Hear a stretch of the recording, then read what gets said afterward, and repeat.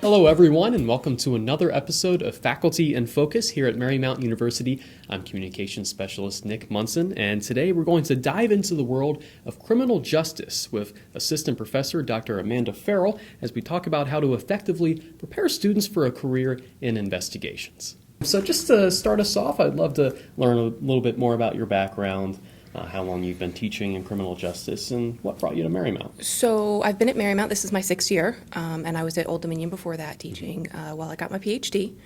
And so kind of how I got to criminal justice, I'm from a blue line family. So dad is a police officer, two uncles police officers. We have a couple firefighters that we let hang around. But so came through that way. As a student here at Marymount as an undergrad, I did my internship with Metropolitan Police in London. And then as a grad... I was expecting you to say DC. But No, I went to Scotland Yard. I was like, go big or go home, Yeah. right? So did that, ended up getting 2 master's degrees, one at Sam Houston State in Huntsville, Texas, where I met one of my mentors and kind of shifted focus. And he sent me to the University of Liverpool to get a second master's before I got my PhD. While I was in Liverpool, we have to do at least a 30-day placement. I opted to do it back home at an agency I was familiar with.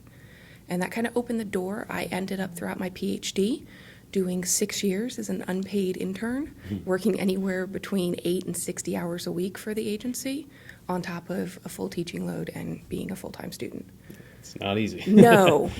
And then I kind of finished out as a research fellow for the behavioral analysis units of the FBI, and then started here. So that's kind of the trajectory I took. What inspired you to take that particular trajectory? Because, in the world of criminal justice and police work, there's all sorts of avenues that are open to you. There are. I always thought I would go into policing, but I had a major back injury when I was very young that kind of sidelined that. And so I've always been of the belief that you take every opportunity you get. And so if a door opens, I was willing to do some of the sacrifices and go through it. So that's kind of why I picked that path. And it's, I think, paid off. I hope paid off. Well, we're certainly glad to have you here at Marymount. So going into criminal investigations and the coursework involved, what are some of the necessary skills that it's important for Marymount students to learn before they end up out there on whether it be internships, job experience, or first-time jobs? So many, there are several skill sets. One is whether they like it or not writing. You have to be able to write and communicate effectively. Which isn't what you normally think of first. No, it's not. But understanding our reports go to juries and attorneys and can be FOIA'd. All of those things make writing critical. We also have this idea of hands-on at Marymount. It's one thing if I hand you a textbook, if you can repeat it all back to me, that's great. If I put you in the middle of a scenario and you can't take what you've learned and apply it, it's no good. So that application process of what you learn is another big part. And then we really do focus on sending people into the criminal justice field that have strong ethical decision-making skills. When you start talking about criminal justice, we are dealing with people from all walks of life, all backgrounds, and everybody has basic human dignity. And so understanding how the system works and how we can make it better is a big part of what we look at. Certainly. How is the field changing now, approaching a new decade here, 2020? How are things changing since maybe you got into instruction? There's quite a few changes. One is when I made my kind of break into the field, I went eventually homicide and kind of violent crimes and crime scene, which at the time was definitely not a female arena. It was very much a men's game. And we're now seeing actually a shift, especially in crime scene, to young, particularly from minority communities, females. And that's amazing to see. Why do you think that is? I think that we are seeing that push for STEM, which is a big part of it, but also recognizing that women are just as capable of doing these things. And so I think we're really seeing that kind of take hold, and it's really impressive. When you're teaching new classes, new courses here at Marymount, do you see that playing out also in the interest level of students from different backgrounds, not just men, but women as well? Do they kind of see, like, the criminal justice world is kind of my oyster now, maybe compared to the previous generation of students. Absolutely. I mean, we, especially here at Marymount, because of the push for diversity and how many diverse students we have females coming in that are first college from minority communities, and they are excelling. And I think one of the things that we kind of have fun with is currently we're an all-female criminal justice department. So that's not something, when you say that, people kind of look at you and go, all female? And we're like, yes, all of our tenure and tenure line faculty are female currently. It's not to say it's going to stay that way, but we kind of have fun with that. How unique is that, it's really? Yeah. very unique. It's very unique. So we have a lot of fun with that. Yeah, awesome. Now moving on here, how is the criminal justice department preparing students for the field generally? We've been talking a little bit about hands-on experiences in classes. What kind of concrete examples kind of stick out in your mind of how you're preparing students for what it's like out there? So there's several. One is Marymount is one of those schools that requires an internship, so they all have to do an internship, which is a fantastic experience and a networking opportunity for them. But we've also said, okay, that's great. They need hands-on before they get there. We have 2 lab spaces. One is a small crime lab in St. Joe's, and the other is a crime scene lab in Asta. And so we are able to immerse the students into scenarios that are based on cases that I or colleagues have worked. And so they're able to see how you uncover evidence, how you go through the process, really think through some of the challenges. And so we have a lot of fun in both scenarios. And then we also bring as many opportunities into them as we can.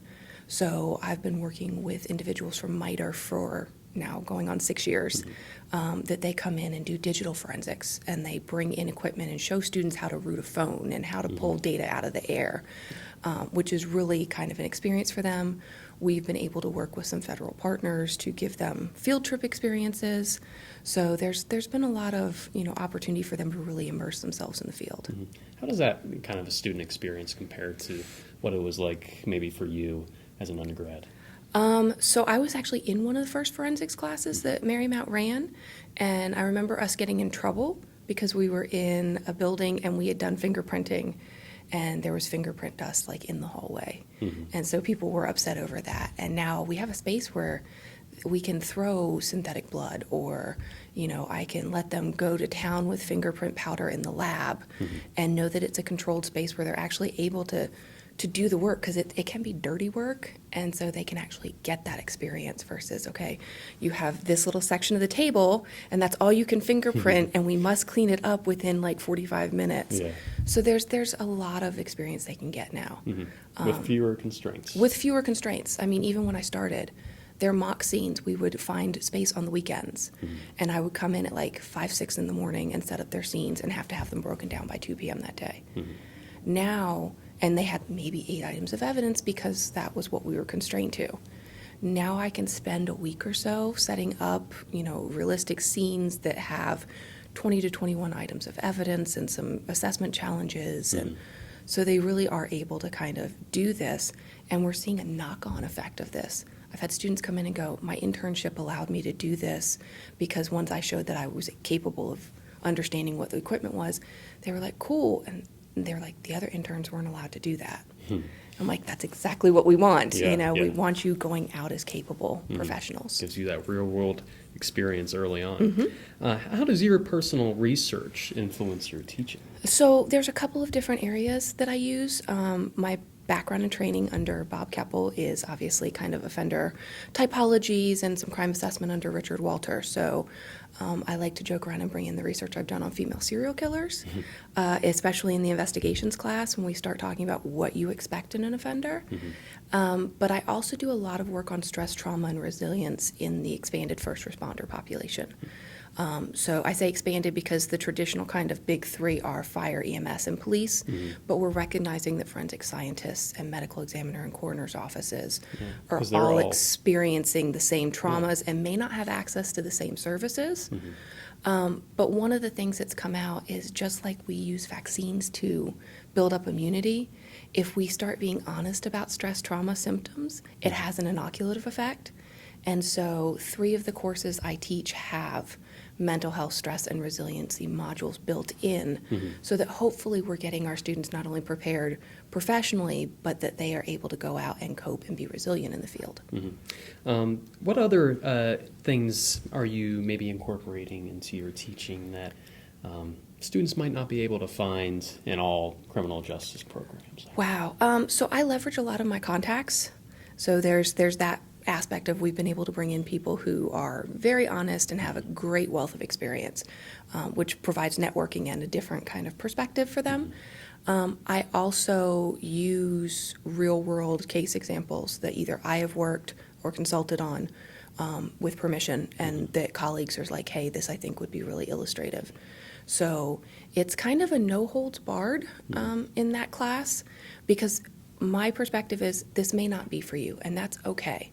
But I'd rather you find out now that you can't handle maggots or blood or whatever than be on a crime scene and vomit or, do something like that. So that would not be a good look. No, it's not. It's kind of a scene integrity issue that we frown upon. But I'd rather the students kind of have a real world understanding versus CSI or Criminal Minds where they think this is what I'm going into and it doesn't look like that. Do a lot of students think that? Yes. I get a lot of, I want to be Abby Shudo, or I want to be out of the Criminal Minds, team, and I'm like, that's not what that space looks like. I can guarantee you that one. So there's a lot of kind of reality testing that we have to do too. Yeah, very interesting. Dr. Farrell, anything else you'd like to add about your program or your research? I don't think so. I mean, I love the fact that we have a small enough program that I know all of the students. Right. This is not, we're not using TAs to teach classes. You get hands-on with us. And I think it's kind of telling we're pretty close to quite a few of our alumni as well. Yeah. So I think that as we build this network, you'll start to see kind of an even bigger, we've got a reputation for excellent students, and I think that's only growing. Looking forward to see how it all turns out. Dr. Perfect. Farrell, thanks so much for Thank joining you. us on Faculty in Focus. And I'll wrap up this episode. Have a great one. We'll see you for our next one.